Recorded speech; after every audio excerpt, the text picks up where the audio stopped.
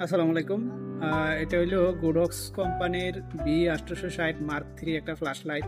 তো আজকে আমরা এই ফ্ল্যাশ লাইটটার সেটিংগুলো কিভাবে পরিবর্তন করতে হয়, কিভাবে সেভ করতে হয়, মানে সেটিংগুলো কিভাবে করতে হয়, এটা আমি খুব সহজভাবে দেখাই দিব। তো এটার সেটিংগুলা বুঝলে সহজ, না বুঝলে একটু কঠিন। তো আমি এখন এটার সেটিংগুলো করব। এই যে দেখেন, এটা চালু করলাম।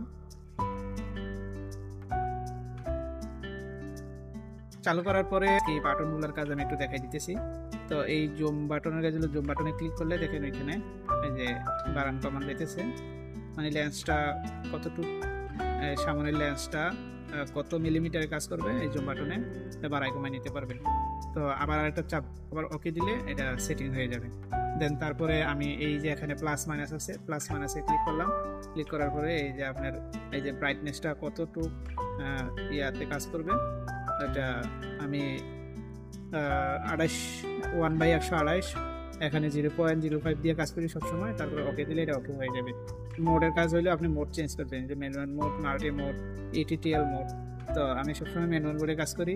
আর এই যে এই বাটনটার কাজ হলে একটা বাল্বের চিহ্ন আছে, এটাতে বাটনটাতে চাপ দিয়ে মাঝে মাঝে ওকে মাঝে বাটনটাতে ক্লিক করলে সামনের একটা ভিডিও করার জন্য একটা লাইট আছে, এই লাইটটা জ্বলে। তো আর এই হুইলটা ঘুরাইয়া ঘুরাইয়া লাইটটা বাড়ানো যায়, কমানো যায়, 10 পর্যন্ত কাজ করে। তো এই লাইটটা নিভাইতে হইলে আমি আবার এই মাঝে বাটনটাতে ক্লিক করতে হইব, আর পূর্বের জায়গায় যাইতে হইলে আবার এই বাটনটাতে ক্লিক করতে হইব। উলট পালট হয়ে যায়, তো রিসেট করে নেবেন। রিসেট করা খুব সহজ, এটা রিসেট করা খুব সহজ। এই যে মাঝে একটা রিসেট বাটন লেখা আছে, RST রিসেট।